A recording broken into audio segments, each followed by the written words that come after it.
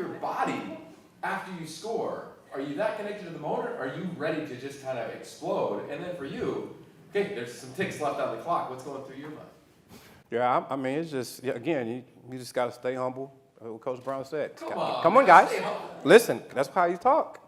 And that's in your head. Guys, stay humble.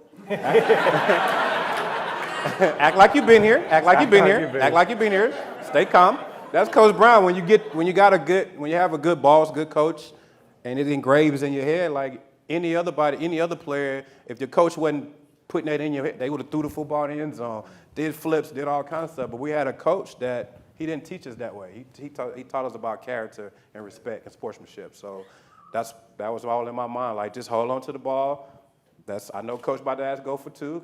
So, just stay in the moment. Then after the game, that's when you can do all your excitement and fun. But in the moment of the time, that would have cost us a penalty, would have got us, it would have made it tough for us. So you got to understand where Coach is coming from as a young man as you grow, especially as a quarterback.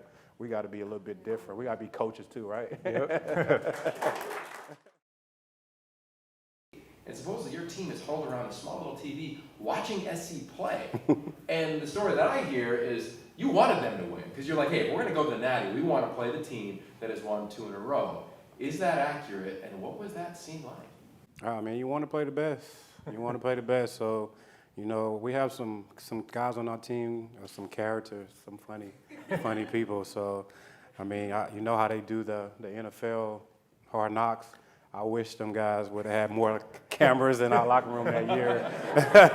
The character funny guys that we had. But, after that game, we had just won our last game. And Coach Royal, let him rest in peace. But we wanted to talk to the guys, but we was like, it was so disrespectful to me. I was like, that's a Hall of Famer. We got to go in here and listen to Coach. But everybody was like, no, let's go see what USC doing. And we want to play the best. We excited to play the guys and all of the above. But, just to see how bad the guys wanted to play the best. And, Madden and USC was the best, and you always want to play the best. So it's just a lot of respect of the hard work these guys put in to be at that position they was in.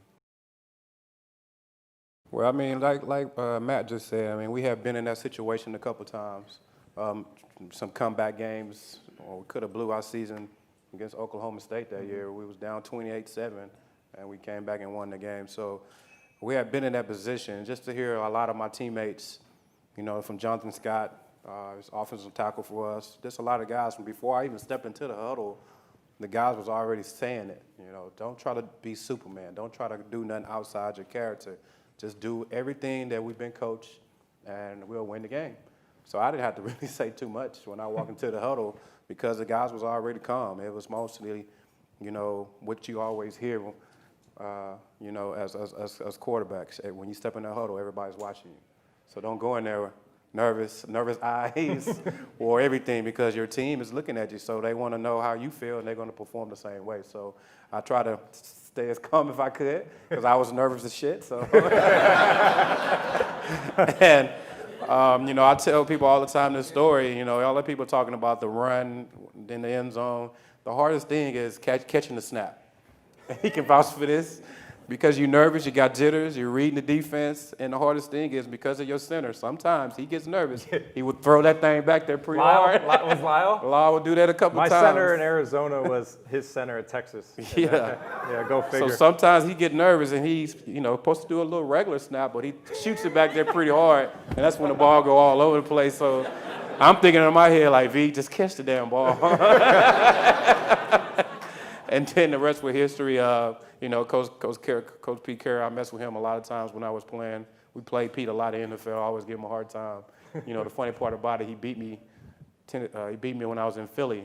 The first thing he said, I finally got you, V.Y. But, he ran that same blitz, that weak side blitz that we saw so many in the NFL, that same blitz, but he ran it a couple times in the game, and I just seen a lane, and it just took off from there.